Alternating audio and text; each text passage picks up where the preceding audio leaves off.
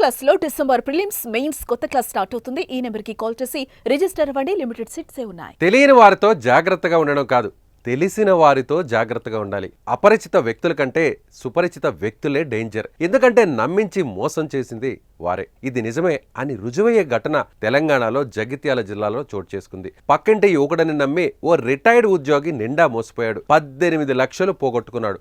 ఆ యువకుడు చేసిన మోసం తెలిస్తే అంతా షాక్ అవ్వాల్సిందే. ఇంతకీ ఏం జరిగింది తెలియాలంటే ఈ వీడియో చూడాల్సిందే.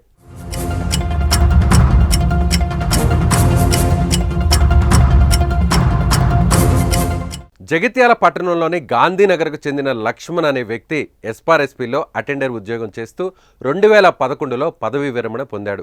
అప్పుడు పింఛన్ను 20,000 అకౌంట్లో పడేది. స్మార్ట్ ఫోన్ లేకపోవడంతో, ఆన్లైన్లో అవగాహన లేకపోవడంతో నెల బ్యాంకుకు వెళ్ళి తెచ్చుకునేవాడు డబ్బుల్ని.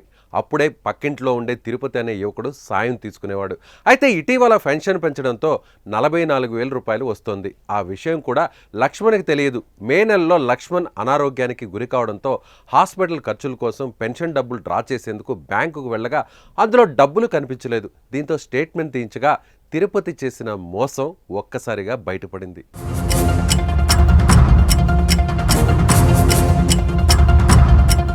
బాధితుడికి డబ్బులు విత్డ్రా చేయడంపై అవగాహన లేకపోవడంతో ఇదే అదునుగా భావించిన తిరుపతి తన మొబైల్ నంబర్ని లక్ష్మణ్ బ్యాంక్ అకౌంట్కు లింక్ చేయించాడు. తర్వాత యూపీఐని ఉపయోగిస్తూ ప్రతి నెల 24,000 రూపాయలను తానే వాడుకుంటూ లక్ష్మణ్ అకౌంట్లో 20,000 మాత్రమే ఉంచేవాడు. ఇలా మొత్తం 18 లక్షలు కాజేశాడు ఇప్పటి వరకు.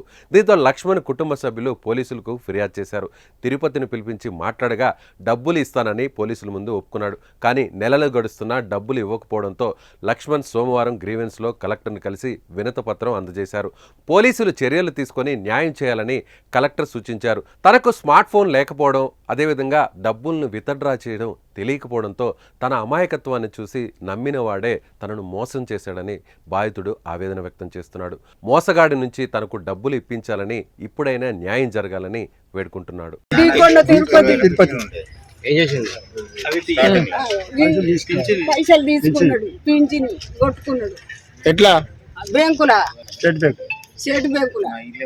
ఉద్యోగ పనిచేసి రిటైర్మెంట్ అయ్యిండు. ఆయన 2011లో రిటైర్మెంట్ అయ్యిండు.